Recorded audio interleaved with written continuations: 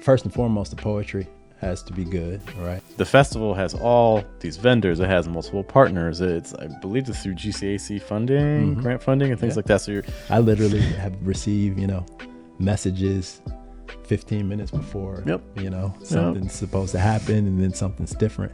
And, I'm literally in the middle of the festival hosting it. Columbus is fortunate because we just had our first poetry conference and we just had our second poetry festival. And I want to talk more about what are these events achieving? What do you need to think about if you want to make your own? And what does the future of these look like? Today we're speaking with Larry. What's up, man? What's up? Hey, thank you so much for coming through, sir. Oh, thanks for having me. Yeah, congrats on the space and everything. Thank you. Yeah. Likewise. Yeah. I mean, you're doing some pretty big things too. Trying, always working at it, Tell me about the Poetry Festival. So for people who aren't in Columbus, haven't heard of it, yes, maybe are in Columbus and didn't even know it was happening. It's possible. I'm going to move the mic just a little closer too, but if you can tell me a little bit, what was going on? All right, where you got me. All right, perfect, yeah. Perfect. So, Poetry Festival, I started it last year. What year is this? 2025, we're in. Yeah, so I started it last year. Really just, I had been invited to a number of different poetry events and to perform, and I found myself consistently in a room with one or two other like really talented poets that I felt inspired by. And I was thinking about it and I was like, what if we could just get everybody together at once? And so that was kind of the goal, to just kind of create a space and a platform where kind of all of the talented poets that I was kind of at the intersection of and getting to meet and interact with, just give them a place that they could all kind of come together. And, where the community, the audience could enjoy the variety and the diversity of the poets. So how did you arrive at the name festival? I mean, it seems appropriate just based on all those things, that sense of coming together, but there's other names you could have chosen too. How did you arrive at that? Yeah, that's a great question. I think we put so much thought into every part of what we're doing and working on. I just want to pause you right there. This is very true. Like anytime if you're posting things online, like on your own and things like that, Larry is always like, let me see what it is first. I want to make sure it matches up with the branding because it's important, right? Image is important. Yeah, it's definitely part of it. And I try to think of the experience from, a number of angles. And I think first and foremost, the poetry has to be good, right? Yeah. I think that's kind of a given, right? It's like anything, whatever, if you're selling ice cream, the ice cream has to be good. It doesn't matter how cool your logo or your space is. So, I was confident just from the beginning. The poetry was great because I was experiencing it and knew the poets.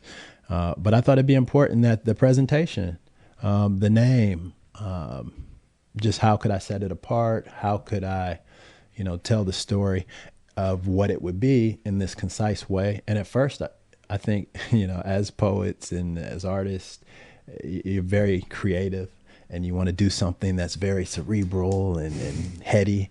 And I was like, I had some options and the Latin root name of this and that. And then I thought about it and I was like, no, it needs to just be something that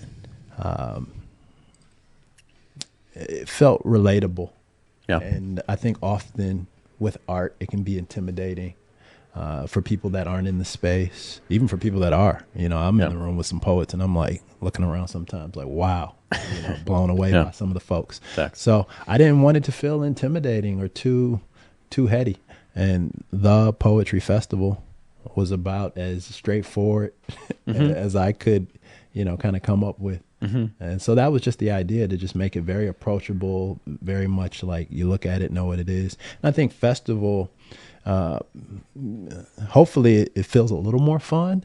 Exactly. I was thinking that like words have an emotional pH. Exactly. Right? And festival is a word that certainly leans more into the brighter, the positive, the happy, the fun. Yeah. And that's the goal. I think my experience and the inspiration in those spaces is I would leave feeling inspired and a bit joyful. And at a time When I think we could use a bit more joy, that's kind of this under, current and thought with the festival, the event, is that I want people to feel a little bit celebratory, and we can celebrate each other and the talents. And I see you over doing your thing, and I'm like smiling, like, okay, there goes exactly. It's very mutual. Yeah, and so that's the kind of the feeling that I wanted to convey just from the title. So walk me through the timeline then. So it's like you're in these spaces and you're seeing these poets, and you're like, all right, let's try to get everyone in the same space at once.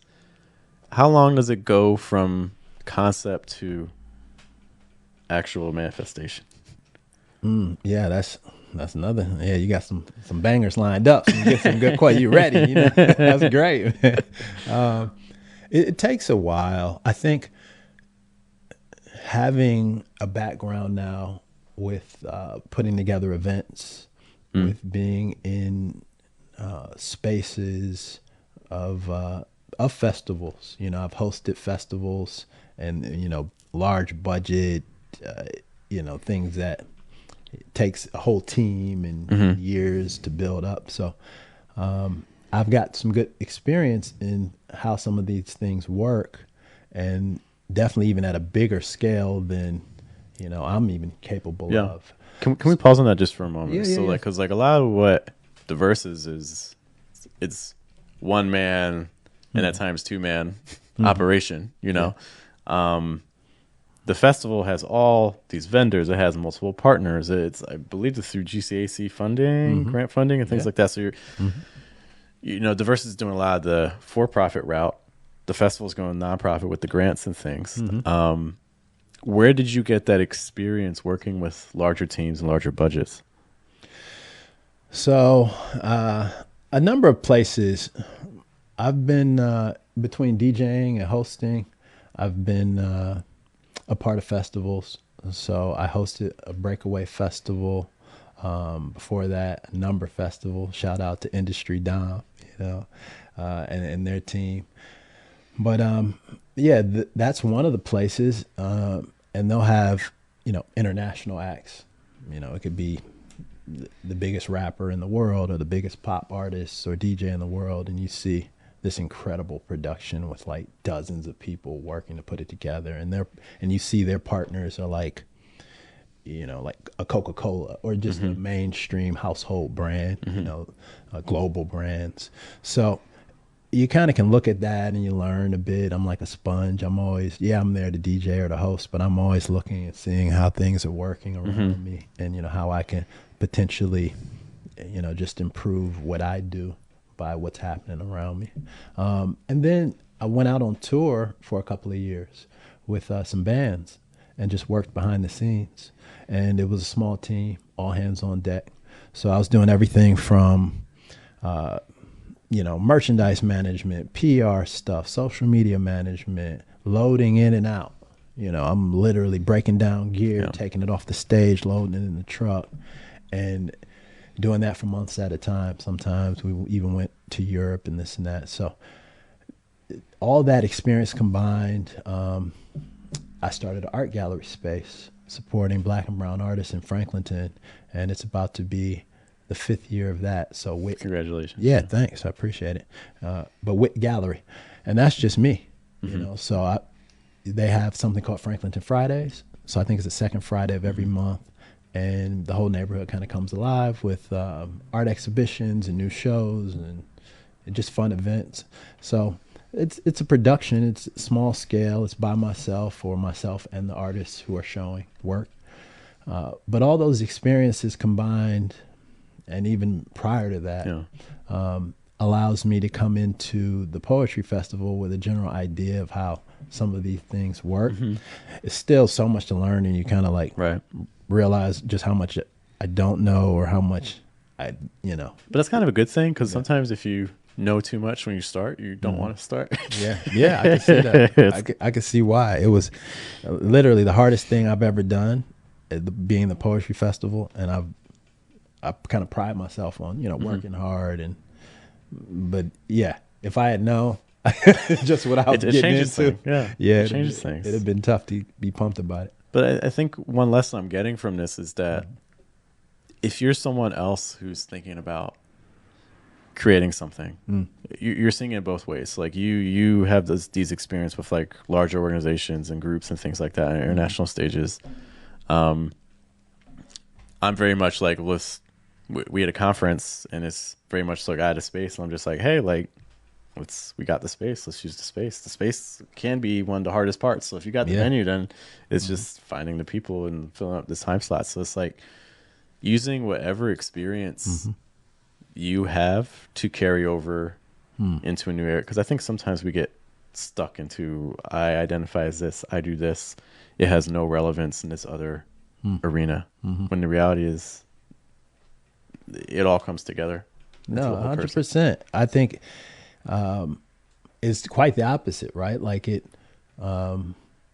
as opposed to it like having no relevance. I think you always want to bring whatever you've learned and whatever experiences you've had previously into your next role. Because what a waste if you don't. Yeah. And there's always something you can bring, even if it doesn't appear, once again, maybe it's ice cream, maybe it's poetry. There's something about the discipline or, the organization it took to get the ice cream made and in the person's hand that you can apply to, sharing the poetry of the books. There's always some takeaways. And stuff, It's the soft skills, the hard skills. It might literally be, I know how to put equipment up and take it down. It may also just be the soft skills, like talking to people, potential clients, vendors, things like that. For people who are maybe thinking about starting their own thing, using funding from other sources, using, for instance, like grant funding, what's the process for that? Oh, it's I think in general, these spaces will say that they have a grant available. Say it's once a year, twice a year, whatever it may be. They typically announce it. Once you see that, there's going to be deadlines. So you have to make sure that you're able to hit that deadline in terms of applying for the grant. So you're constantly just kind of keeping, well, not like constantly, but you are keeping an eye out. I not as much as I should. And I mean, just realistically, I'm realizing as an artist personally, and then in terms of building these platforms and events, I'm qualified probably overly at this point for grants or, to meet the qualifications of what it takes to get most grants. And I haven't actively or consistently like really went for them.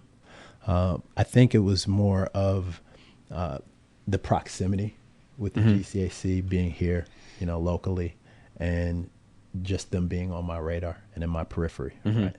More than like me actively searching out. And it was one of those things where I saw it, I knew it was needed, and I felt like I can't miss this opportunity more than, my kind of process or the way I go about trying to do things is kind of looking for grants and then trying to find what I can do with it, but I think every artist, every person that, can apply for a grant, if you have the time and you need the funding, you should try to go for it, even if it's just to experience it and then kind of see what the process is and then, maybe build the relationship. You never know what can come of that, whether you get the grant or not. Yeah. Yeah, I think that speaks to the idea of like, it's not even just about applying for the grants. It's like, can you get involved in the circles where the grant people are operating? Like, do you know where to like find out where they're at, find out what they're doing, because the more it's people, it's networking, it's relationships. It's 100%. It's relationships.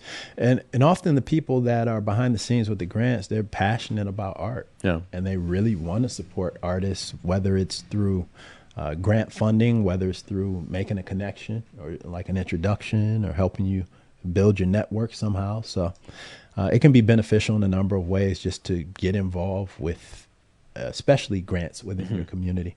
But outside, if it's, international, national, you never know whose radar you might get on, who you happen to meet through the process of applying. Yeah.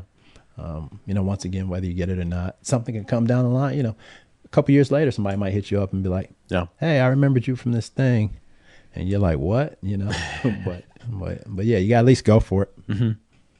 What are some things that you want to make sure people understand about the Poetry Festival that maybe they didn't consider?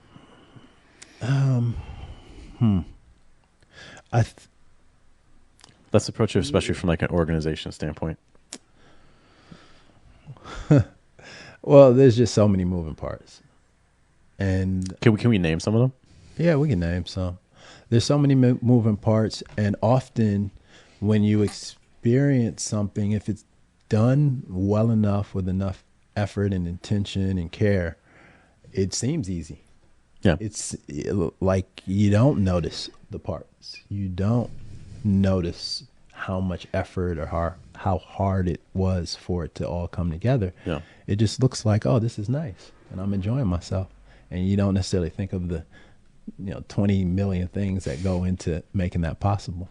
But yeah, from a different part standpoints, you have, coordinating the poets and the performers. So getting all the artists together, that organization and scheduling that happens. You have to, secure the locations, and you're working with, a number of people at these venues.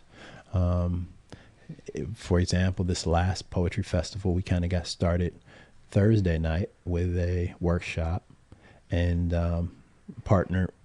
You're working with a partner and the venue and other partners that they may bring in. So right off the bat, just for that first night, I'm interacting and working with like 3-4 other people outside of myself. Yeah. So there's all of that. You're answering emails and everything with them. We had, I think 3 other venues over the course of the rest of the event. So for one festival, you've got, 4, no, actually 2 on that day, 2 on that. So it's 5 total. So there's just a lot of organization going on behind the scenes. That's just with the venues. You've got then the vendors that you have to coordinate with. And both with the vendors and with the poets, you might see a dozen poets or a dozen vendors, but I might have interacted with 2 dozen over the course. Right. Some could make it, some couldn't, this, that. You go back and forth trying to see what scheduling and this, or you confirm. You're traumatizing me right now. You confirm a vendor and then like the day of, or it's like, sorry, can't make it. Or I can do an hour later, and it's like, well, that's not helpful. Yeah. People, I literally have received, messages 15 minutes before, something's supposed to happen, and then something's different. And, I'm literally in the middle of the festival hosting it. And that's something else, because it's new and small and doesn't have a huge budget. I wear all the hats, thankfully getting some help, but still have to wear a lot of hats. So I'll literally be hosting it, trying to make sure that poets that arrive, they're being taken care of. And I've got some help with that over the last, couple of years, but yeah, and I'm sure I'm leaving out something. I'm loading people in. I'm setting up tables. I'm helping people unpack. Like it's very physically. It can be physically demanding. I do want to talk about that with venues really quick, because a lot of times depends on the place where you book, but the venue may not have some things, right? Not all venues, for instance, have tables. Not all venues have chairs. So it's like now you got to operate with another vendor to bring in those. Like it's just really, I think if you're talking with a venue, really trying to be concrete about what do you guys actually have, what do you not have. They may offer some things at different charts. Then you got like price match and kind of see what's going on. Like it's, take your time with the venues. Yeah, there's a lot that I think you have to really try to have an idea of what you need for your, what tables, what chairs, how many, what's the setup, like very as detail oriented as you can get, at least within, trying to plan. You might have to on the fly often. You have to make some adjustments but on you the still fly. Plan. But but you still plan. You like plan. What I tell people is like, you can't just be like, okay, I'm at A and then I'm at B and somehow we'll get from A to B. Like you can't. You gotta at least have one path to get from A. If there's any gray area in your head about how the transition is gonna work or how we're gonna get from one section to the next, like you have to think that through. Yeah. Even if it doesn't actually end up being that way. Like please think it through. It's gonna save you so much headache. Yeah. Please. Yeah. 100%. As far as you can possibly, as detailed, every scenario, every outcome. Like you can't put too much thought into it. You still have to do it, right? Like that's the thing. You have to, at some point you have to do it, but still give everything as much thought as you can. And I think once you get that skeleton mostly filled in, then you just got to do it, but continue to try to get as detailed as you can. Yeah. But yeah, there's other parts. I'm creating, merchandise. So I'm working with. You're literally wearing some right now. Yeah, I've got my poetry festival tee from the first year. I've collaborated. I have a friend. I'm actually wearing his hat now. CFPS. Shout out. Yeah, I got to shout them out. But yeah, he's out of Los Angeles. I know him back from my Cleveland days. We both grew up there, but he's been out in LA doing his thing, and he hand screen prints shirts. So yeah, we collaborated. So there was all of that. I'm working with him on like, okay, we're going to do this special t-shirt just for the event. We go back and forth for months working on that. So there's just so many moving parts. Yeah. I'm working on the website. I'm doing all the website stuff myself, working with the designer on the flyers and the marketing, and getting things printed and made. And I probably could go on for a bit more, finding one or two other things, but it's a lot. It's a lot. Yeah. Any final things just about the Poetry Festival that you're excited about or you see it doing in the future? Yeah, it's really exciting. It's really exciting. I think what keeps me really excited about it is knowing that people that are attending are really enjoying themselves. Yeah. And some of the connections they're making, the community building aspect of it, that people, I saw vendors that were excited to tell me like, yeah, I sold my record number of books, or my goal, I hit my goal at this festival, or I'll see, kind of an up and coming poet in terms of performing. Maybe they don't have a ton of experience performing, but I'll see them get up and share. Yeah. And I'll literally see like their eyes light up a bit, and the energy around them, or their family and the audience. So I think to build on that feeling, and, I've had friends that are poets come in from Cleveland, just to bring in more people and have that positive exchange of energy and community. I'm excited about that, just to continue to grow it. Same. Yeah. Cool. Larry, thank you so much for stopping by, man. Always a pleasure to see you. Yeah, it's good hanging with you. Thank you, guys. Keep up. Let us know about any poetry events that you are organizing yourselves. If you have questions or things like that, also feel free to post them, and we'll get back to you.